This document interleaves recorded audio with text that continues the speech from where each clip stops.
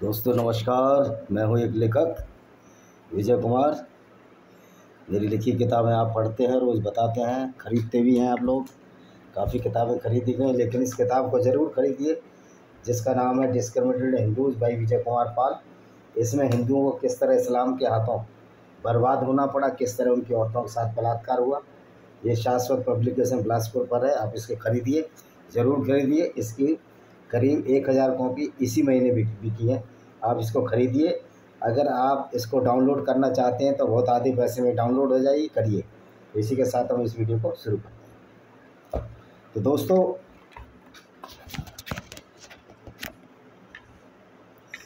आज हम चर्चा करेंगे कि बहुत सारे मौलाना आपको ये कहते सुनाई दे जाते हैं कि मोहम्मद साहब बड़े दयालु थे, बड़े अच्छे थे, सबकी इज्जत करते थे, औरतों की, फलाने की, ढिकाने की।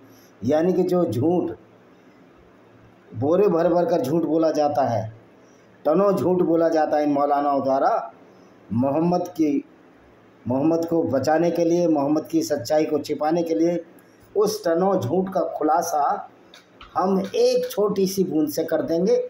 जिस तरह एक दूध में एक बूंद डाल दो नींबू की तो पूरा दूध फट जाता है, उसी तरह यहाँ एक बूंद नहीं डालनी है।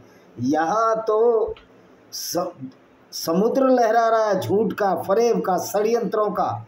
अपने आप इनकी हदीस इस्लाम रूपी दूध में नींबू का काम करती हैं। और नींबू भी नहीं, नींबू भी इतना, अगर इस्लाम 1 किलो है तो नींबू इसमें 999 ग्राम नींबू है। सारा का सारा झूठ और जो फ्रॉड है वो मोहम्मद को सही बताने का, उस फ्रॉड का आज पर्दाफाश करेंगे। एक इनकी एक हदीस है, हदीस नंबर सही मुस्लिम बुखारी की किताब है, जो इस्लाम की एक किताब है, ऑथेंटिक किताब है। उसमें हदीस नंबर 46, 82, 47 क्या कहती है?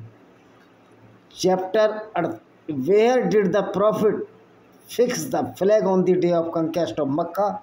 जब ये मक्का में घुसे 621 में, तो इन्होंने क्या किया?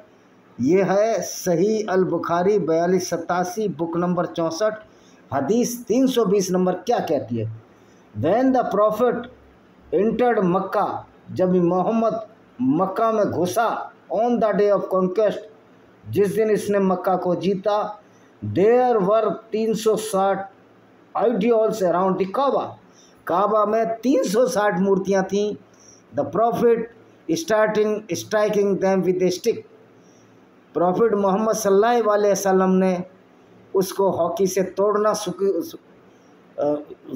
शुरू किया, जो कि उसके हाथ में थी, एंड वाज सेइंग, और चिल्ला रहा था, ट्रूथ हैज़ कम, सच्चाई आ गई है, and falsehood will neither share nor will it reappear.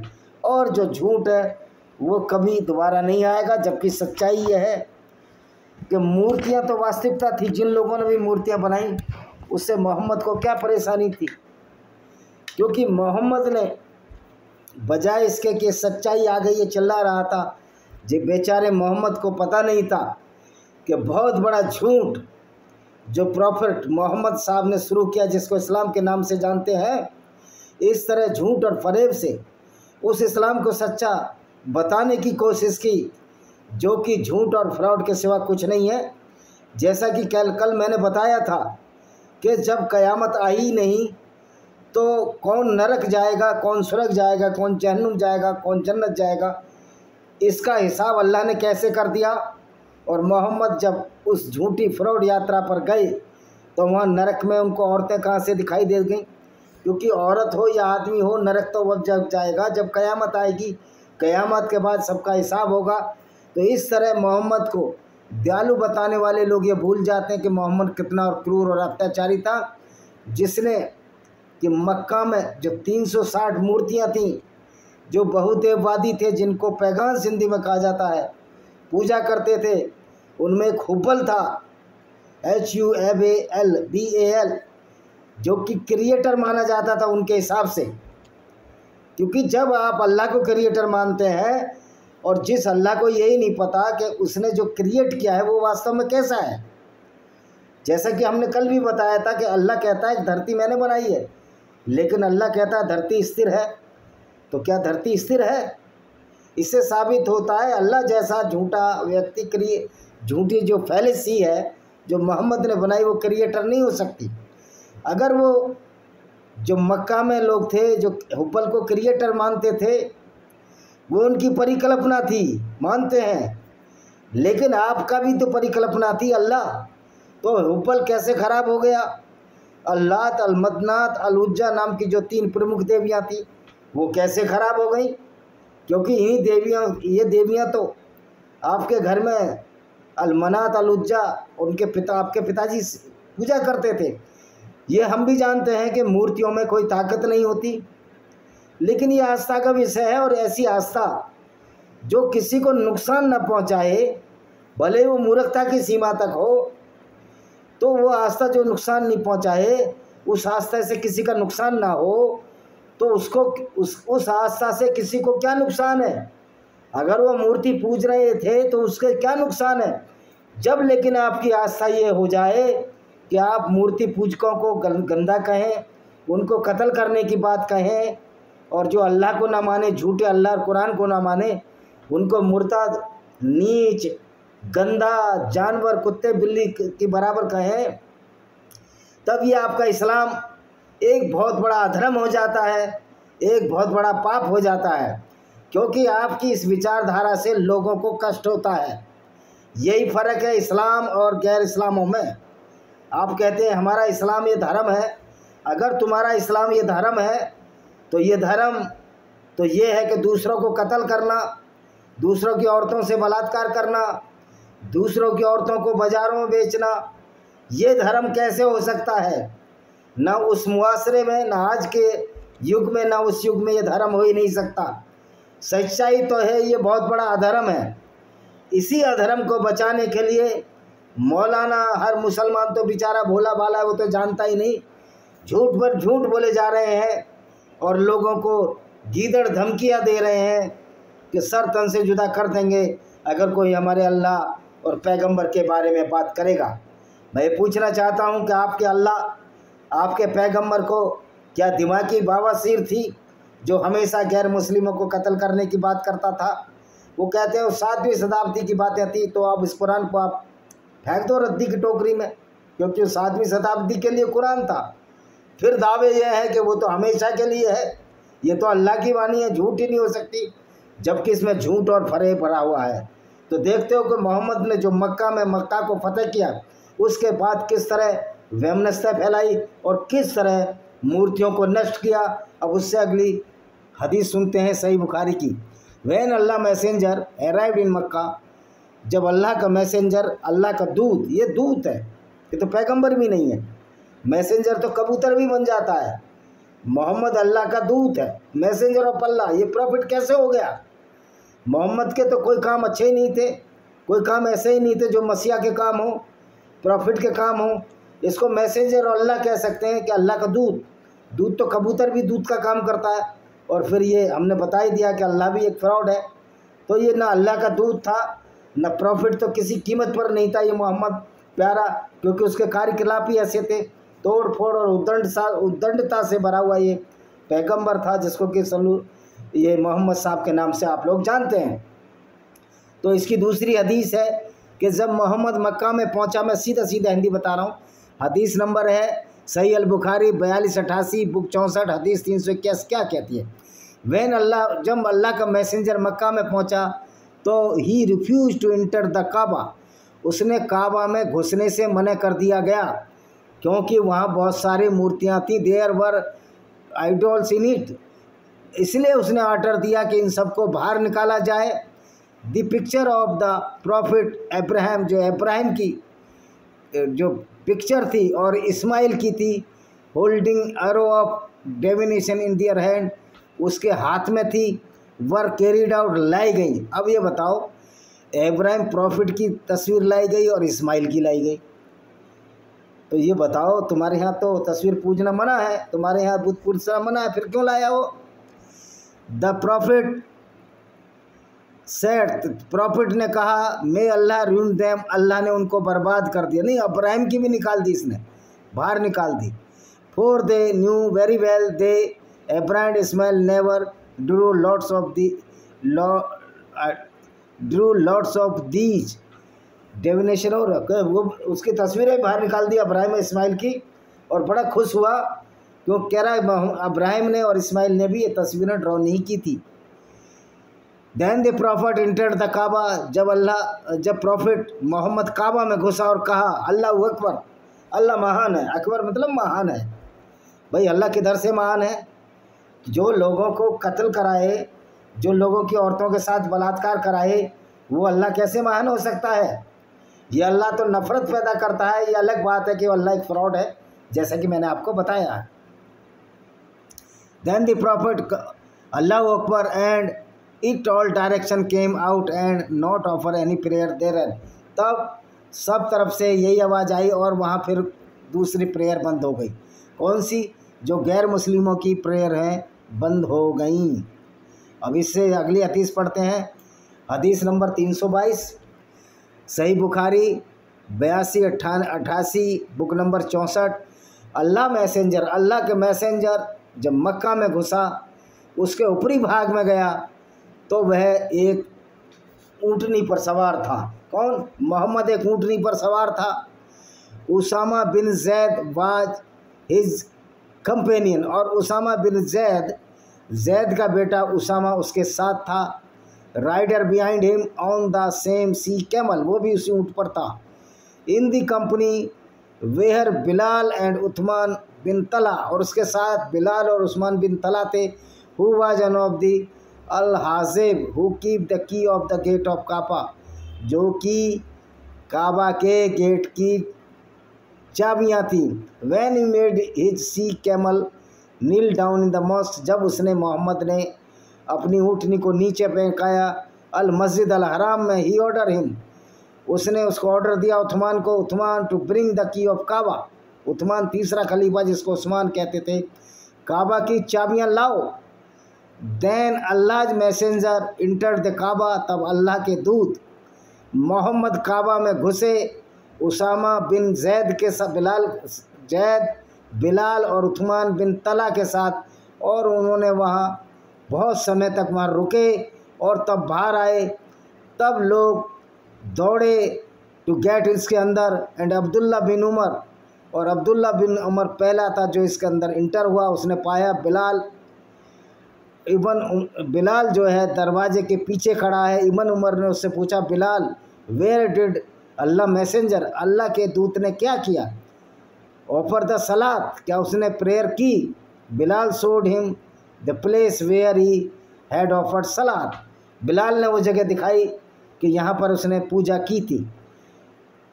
Abdullah later on said I forget to ask Bilal how many prostration the prophet offered, तो उसने कहा कि मुझको नहीं पता कि बिलाल ने कहा उन्होंने कितनी बार पूजा की। तो ये मोहम्मद का अटैक था मक्का के ऊपर। इससे अगली अब हदीस क्या कहती है? Al Maghazi military activation by the prophet. देखो ये है एक छोटी सी हदीस ही है। During the year of conquest of Mecca the prophet entered Mecca through Kada which was the upper part of Mada, जो अपर पार्ट था काबा का उसके अंदर घुसे, और उसके बाद क्या किया? During the year of conquest Mecca the prophet entered Mecca through upper part of Kada, ये भी वही बोलती है। अगली क्या बोलती है? देखो ये नन इन्फॉर्म्ड अस, हमको नरेटेड इब्न अब लला ने कहा कि हमको किसी ने नन इन्फॉर्म्ड अस, हमको किसी ने नहीं बताया that he so the profit, कि उसने मोहम्मद को दुहा जो आफ्टर फोरनून की प्रेयर करते देखा, सिवाय उम्मा हानी ने। उम्मा हानी कौन थी? वो मोहम्मद की चचेरी बहन, जिससे मोहम्मद प्यार करता था, इसके चाचा अबू तालिब की लड़की, जो कि इसकी प्रेमिका भी थी। मोहम्मद की प्रेमिका क्यों थी? कि इससे सिद्ध होता है कि मोहम्मद ने इससे शादी का ऑफ़र किया, लेकिन उम्मा हानी की जब शादी हो चुकी थी कि उनके चाचा ने अबू तालिब ने कहा कि मोहम्मद तुम कमाते नहीं हो, तुम्हारे साथ अपनी लड़की का हाथ नहीं दे सकते। तो तब तक उसके 3 बच्चे हो गए थे जब मोहम्मद ने मक्का को फतह कर लिया। और उम्मा हानी ने कहा मैं शादी नहीं कर सकती, बच्चों का बोझ है। लेकिन बाद में जब मोहम्मद का दर्जा बढ़ गया तो उम्मा हानी कहा मैं तुमसे शादी करने को तैयार हूँ। लेकिन मोहम्मद ने कह दिया था अब बहुत ज़्यादा टाइम बीत चुका है, समय जा चुका है। और ये मोहम्मद जो मेराज की यात्रा में जब मक्का में था तो ये उम्मा हानी के घर रुका था, कहीं अल्लाह के से मिलने नहीं गया था, कहीं जन्नत और जहन्नुम में औरतें देखने नहीं गया था, क्योंकि वो तो फ्रॉड है जो मैंने आपको बता दिया। तो सबसे पहले इसको उम्मा हानी ने देखा। Who mentioned that the prophet took a bath in her house? जिसने बताया कि प्रॉफिट मोहम्मद ने मेरे घर में स्नान किया on the day of conquest, जब मक्का जीती।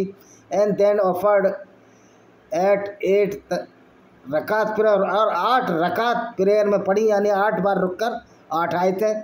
तब उसने बताया I never so the profit offering A lighter prayer, मैंने मोहम्मद को कभी भी हल्की प्रेयर करते नहीं देखा, यानी छोटी प्रेयर करते नहीं देखा। देन दैट प्रेयर उस प्रेयर से छोटी प्रेयर, यानी लंबी लंबी प्रेयर करते थे। तो मोहम्मद को काम ही कहा था। But he was performing perfect Boeing and prostration, लेकिन वो बड़ी परफेक्ट झुक रहा था और प्रेस्टेशन कर रहा था, उसकी प्रेस्टीज कर रहा था, पूजा कर रहा था। तो आप देख सकते हो कि मोहम्मद ने जो मक्का, मोहम्मद का जन्म स्थान ही नहीं था पूजा का, न ये मुसलमानों का स्थान था। मोहम्मद ने गैर मुस्लिम से छीना था और मूर्तियां तोड़ डाली थी। तो जो मौलाना कहते हैं कि इस्लाम में तो किसी मंदिर को तोड़कर उसमें मूर्तियां तोड़कर उसकी जगह मस्जिद बनाने का प्रावधान नहीं है, ये हदीस बताती हैं, जो मैंने 3-4 हदीसें बताई आपको सही मुस्लिम बुखारी की, कि मोहम्मद ने भी काबा जो एक मंदिर था जहाँ 360 मूर्तियाँ थी, हुब्बल देवता था, अल्लाह तलमन्ना तलुज्जा थी, उनको तोड़ा और उसमें उसने प्रार्थना की, जिसको कि ये नमाज कहते हैं, उस झूठे अल्लाह के लिए। इन्होंने, हालांकि मैं मानता हूँ कि वो देवी और देवताओं की मूर्तियाँ काल्पनिक थी, लेकिन उन मूर्तियों से किसी का नुकसान नहीं कर रहे थे। लेकिन इस मोहम्मद ने झूठे अल्लाह के लिए, अपनी खुदगर्जी के लिए कि मैं भी पैगंबर बन जाऊं, जिस तरह इब्राहिम और इस्माइल बने, जिनको मोहम्मद ने इब्राहिम का इब्राहिम करा, इस्माइल का इस्माइल करा, मैं भी पैगंबर बन जाऊं। अपनी स्वार्थ फर्क सिद्धि, लालच के, धन के लालच में और काम वासना के प्रत्युत्तर में जो पूरी ज़िंदगी औरतें लूटी और उसके बाद मक्का को फतेह किया और उसी अपनी चचेरी बहन उम्मा हानी के घर नहाया, जिसका नाम शायद उम्मा हानी का दूसरा नाम था, अभी बताता हूँ। उम्मा हानी का दूसरा नाम जो असली नाम था उसका तलीजा था, क्या था अभी बताता हूँ। फ़कीता था शायद, फ़कीता।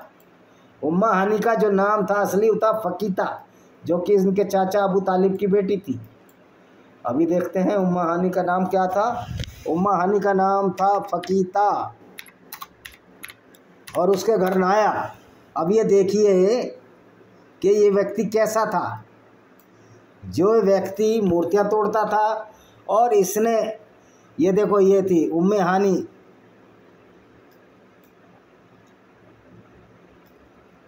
उसके चाचा की बेटी थी, पैगंबर के। उम्मे हानी का असली नाम फ़कीता था। तो किस तरह मोहम्मद ने अपने फ़ायदे के लिए गैर मुस्लिमों की मूर्तियां तोड़ी और कालांतर में ये विचारधारा बन गई, कालांतर में ये विचारधारा बन गई कि गैर मुस्लिम मूर्ति पूजक गंदे हैं, नचाज हैं, नजस हैं और इनको जहाँ पाओ कत्ल करो। ये कुरान में आए थे, मक्का के कॉन्क्वेस्ट से पहले ही आ चुकी थी कि मोहम्मद जब मदीना पहुँच गए थे तो मोहम्मद ने जितने भी आवारा लोग थे, लुटेरे थे, उनका एक समूह बनाया था और वो समूह लूटपाट करता था। और मोहम्मद ने एक झूठे अल्लाह की खातिर झूठा अल्लाह बनाया और सारे आपराधिक कार्यों को विस्तृत रूप से एक इस्लाम के उसमें चश्मे में, इस्लाम के शुगर कोटेड इस्लाम की शुगर में डालकर ये बता दिया ये तो लूटना अल्लाह का कार्य, अल्लाह ने हमको बोला है, ये सब अल्लाह ने बोला है, कत्ल करने के लिए अल्लाह ने बोला है। और लोगों को उस समय बेवकूफ़ बनाते रहे मोहम्मद साहब। अगर आज इन्हीं की किसी बातों को हम बताते हैं तो इनको बड़ा बुरा लगता है। भाई आपको बुरा क्यों लगता है?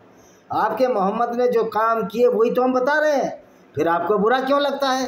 तो ये समझ लेना चाहिए कि मोहम्मद साहब किस तरह से एक ऐसी विचारधारा को जन्म देने वाला पैगंबर था जिसने अपने स्वार्थ के लिए हर अच्छे काम का विरोध किया, हर अच्छे लोगों का विरोध किया। अब ये लोग कहते हैं कि बलात्कार करो और मूर्ति पूजना में सबसे बड़ा कौन है? मूर्ति पूजा बुरी है, क्योंकि मोहम्मद मूर्ति पूजा के खिलाफ था और मूर्तियां तोड़ी उसने जाके। लेकिन बलात्कार क्यों नहीं बुरा? बलात्कार की कोई सज़ा क्यों नहीं है?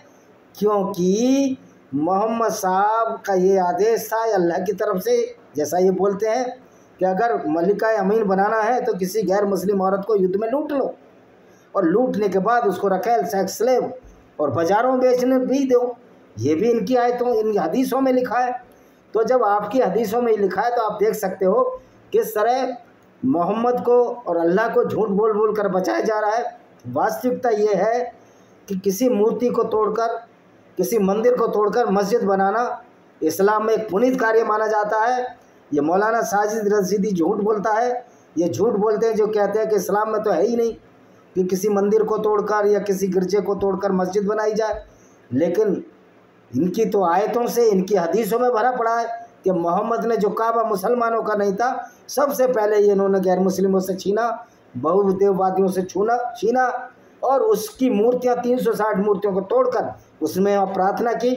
यानी कि इस्लाम में जितनी भी पुरानी मस्जिद है, इससे अंदाज़ा लगाओ सारे के सारे मंदिर थे, गिरजे थे या हिंदुओं के टेम्पल थे, जो पुराने मंदिर हैं। और सबसे पुराना जो इनकी काबा मस्जिद है जो मोहम्मद ने बनाई, हालांकि मदीना में इसने मस्जिद बना ली थी, जब तक जो काबा था वो भी गैर मुस्लिमों का था। तो इस्लाम इतना बेरहम और निर्मल है, ये अपने फ़ायदे के लिए इसके मानने वाले कुछ भी कर सकते हैं। इसलिए कहता हूँ इस्लाम स्वार्थी तत्परकों से भरा अपराधियों का एक समूह मात्र है जो पूरी दुनिया को बर्बाद करने के लिए मोहम्मद ने इस विचारधारा को जन्म दिया। इसको क्या हम इस्लाम के नाम से कहते हैं और इसको हम कोर्ट में प्रूव कर देंगे। कोर्ट से बड़ी जनता की अदालत, जनता का दिमाग है। जज तो बिकने और रुपए में बिकने वाले जज भी बहुत हैं, वो भी इंसान है। लेकिन जनता, जो ब्रेव लोग हैं, वो सोचते हैं, इस्लाम की सच्चाई जानते हैं। इसी के साथ हम इस वीडियो को विराम देते हैं। वंदे मातरम, जय हिंद, आपका दिन शुभ हो।